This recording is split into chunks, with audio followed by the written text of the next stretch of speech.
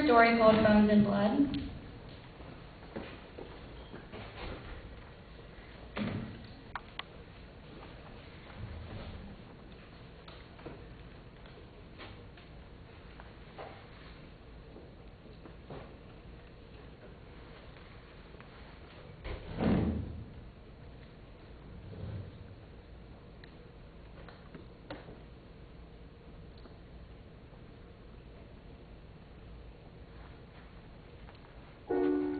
I chew it up like leaves and stems because Claudia LaCour lives inside me now, but there are worse things than leaf eating. Like I can feel her licking, kissing my gums, mixing her spit with mine. Her spit that tastes like sweat off lovers' backs I climb on top of, and she climbs up with me, back licking and kissing, sticky red lip prints on these broad shoulders, all hot and heaving so that I am never alone anymore, not even in my own mouth.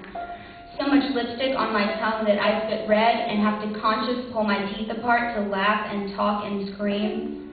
She laughs, talks, screams with me, talks for me like I'm some lipstick red liquora. I am not delicate, but I can feel bones crumbling. And when Claudia sits, I can feel her square hips like pressure on my pelvis. She has all these premature body curves, so there is this constant pushing out like from the inside of my hips. Lace-hem skirts sway against the bottoms of my feet. Gold bracelets rattle, clank against each other like chiming. I can feel all vibratory in my diaphragm when I walk.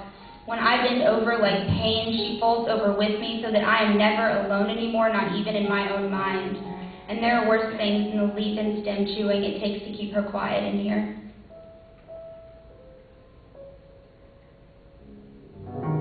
Something to get away from when it comes to my mother's leaving Metairie.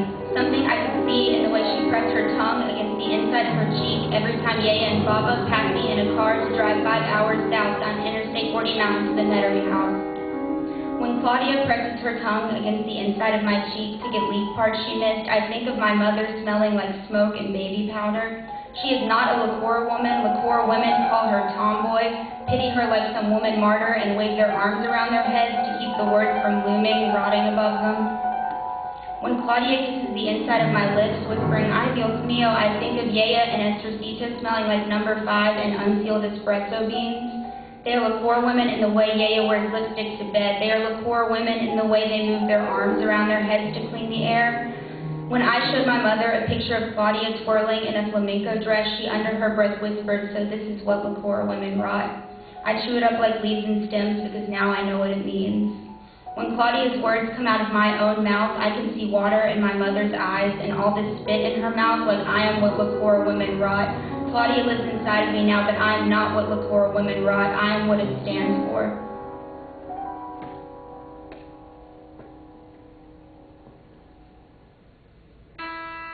Got my first kiss at 15, and Claudia had already been inside me for years. He leaned over and pressed his lips against mine, thrust his tongue inside my mouth. The dirt under his fingernails came out onto my thighs like river clay while he grabbed and shifted over me, rubbing flat hands up in between my legs. He did not jump back at the feeling of 4 lips and 2 tongues, at the taste of back sweat spit. So I grabbed his knees while Claudia reached her arm through mine like a sleeve, grabbed his knees with me. Together we dug 10 fingernails into the skin of his thighs, his knees, his hips. Claudia got hot and dirty moments, and I let her work my body like she worked hers over mine that last Metairie summer in the hot guest room.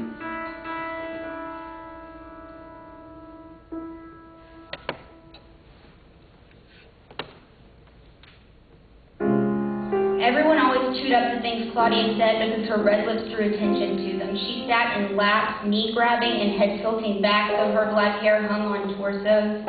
Saw her grab Papa's knee once and felt it in my own stomach that she wanted him to feel the coldness on her palms and fingers heating up his hairy legs. He was hot in his red face, bald spot sweat dripping to his ears, her nails in the skin of his knees, his thighs, his hips. This is what LaCour women rot. Claudia got dressed up like a woman so much. Terese was proud, holding Claudia's hand in grocery stores while men touched her waist and looked her up and down. This one grocery store man slid his hand down Claudia's back and licked his lips, kissed her cheek while blood boiled at the surface of his stubble face. All desperate, hungry to kiss Claudia's red lips, lay her on a bed, thrust his hands all underneath her polka dots. I know she would have arched her back and dug fingernails into his arm because I am never alone anymore, not even in my own mind. No one but me saw that Claudia's eyes were wet while the grocery store man hugged her into his side. Something to be said about being stopped in grocery stores, and I would have dug nails into him too just to feel his hands and sweat on me. So every time Claudia stepped into circle skirts, I'd close my eyes to feel heavy fabric on my shoulders and camera flashes lighting me up. And all that time my eyes were closed, Claudia was all fours crawling away from woman and into my open mouth.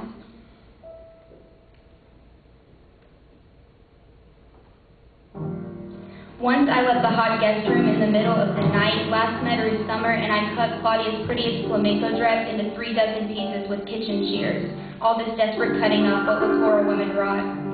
Didn't know then that Claudia watched me tearing polka dots down the middle from the inside of my eye sockets, just like I could not understand why she sat in the middle of so much cotton strewn across the floor, while Terese slapped her across the face for cutting dresses up.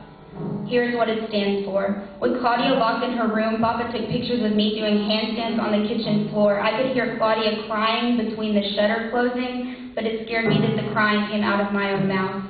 And so much slapping and crying was where Claudia's being able to crawl inside of me, guiltless and on all fours.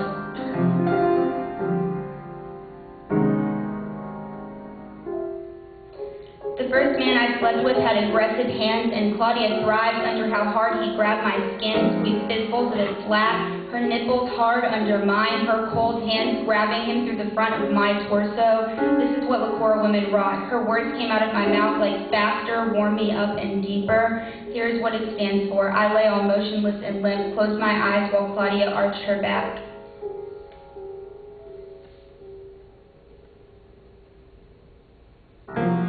Fell asleep holding hands, but waking up in the guest room, all I could see was just how wet Claudia's eyes were, just how close they were to mine. Claudia got dressed up so much that she was easily naked on top of me, feeling her cold hands through that flamenco dress rip, and my eyes welled up all wet and sad.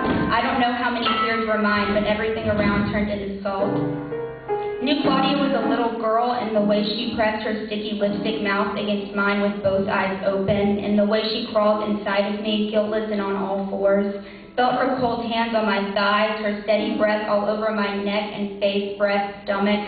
I trembled like scared, feeling hands and breath on both sides of my skin. I sucked stem sap off her tongue, even though her mouth was on my chest. This is what Lakora women wrought.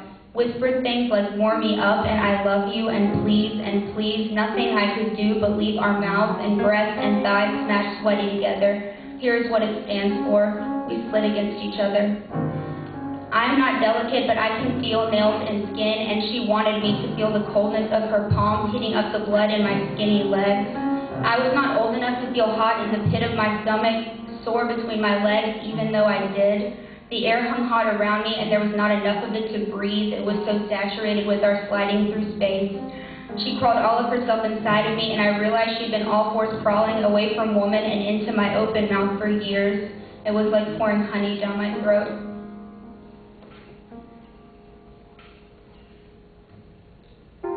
I can taste lipstick on my tongue even now because I am never alone anymore, not even in my own mouth. I scream at my mother with Claudia's words because I am never alone anymore, not even in my own mind. My mother screams back, you are not a Lakora, and you are not a Lakora, and you are not a Lakora. The three of us scream together, and at the same time, I chew it up like leaves and stems. This summer, Claudia crawled all of herself inside of me with my last Metairie summer, but I have all these pictures of Claudia twirling in a flamenco dress to remind me. Claudia shreds them with my hands and sewing scissors, mumbling, ay Dios mío, because her eyes have always been wet, even at the sight of a flamenco dress. The first woman I slept with showed me the significance of just how hot the guest room was. I was freezing under her, and she kissed me with closed eyes. There was nothing like pouring honey down my throat.